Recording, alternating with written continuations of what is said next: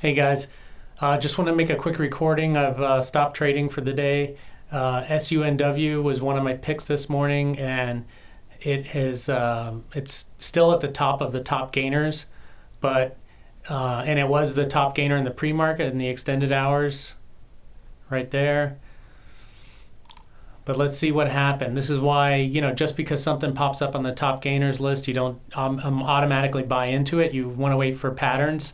So, this is what kind of turned me onto it, and I'm sure a lot of other people in the pre-market, is this huge run up. Then it started to kind of sell off here into consolidation, but then sold off more, which I mentioned on my YouTube page where I shared my watch list. I commented before the market opened that this thing is getting weak. So, to kind of as a word of caution. Now, the only halfway decent entry on this thing might have been a 3-bar play here. This is like a red to green move, a quick reversal into a 3-bar setup. But what would have happened is, if you play it properly, you want to buy for the break of this candle, so about 532, and then set the stop at the low of that candle, which is 514, so around a 15-cent stop, which isn't bad, and you would have gotten stopped out here. And you're thinking, wow, 15 cents a share, that sucks. But let's just look at another one. That you can definitely come back from a 15-cent loss, unless you're YOLO in your account, which you shouldn't be doing that anyway. But we're supposed to be taking like a 10% share size. I don't know why that 45 was up there. Never haven't put a 45% share position in ever. So anyway,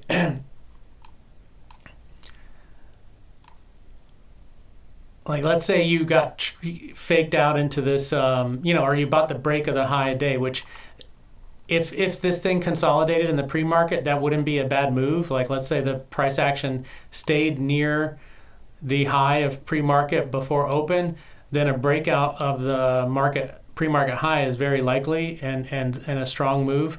But here, to get to the pre-market high, it had to go up 1, 2, 3, 4, 5-minute green candles, right? If I go to the 1-minute chart, it's way more candles. Had to have this huge move just to get to the pre-market high.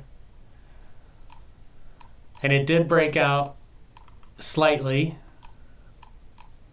But, it's already overextended, so it only popped up a few cents. See, it was at 826, 849, so it popped up 23 cents.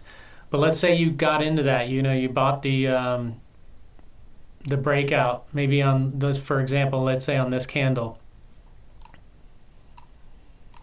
And then you're setting your stop loss at the previous low. So you're in around like 826, 827, and your stop loss is 589. What is that? $2.30, 40, about $2.40.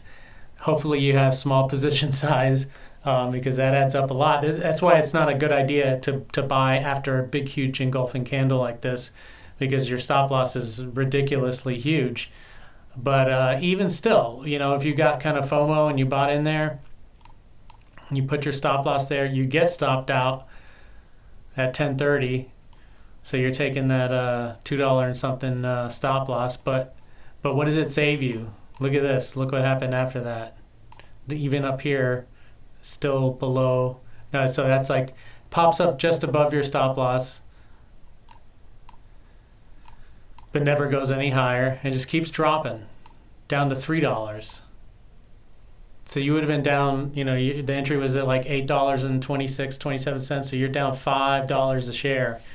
So that's the importance of stop losses and realizing that just because something looks fairly strong, again, it wasn't super strong right before market open, but started off looking strong in the pre-market, doesn't mean that it's going to follow through during the day. So always play these stocks carefully and obey your stop losses so you can live to trade another day.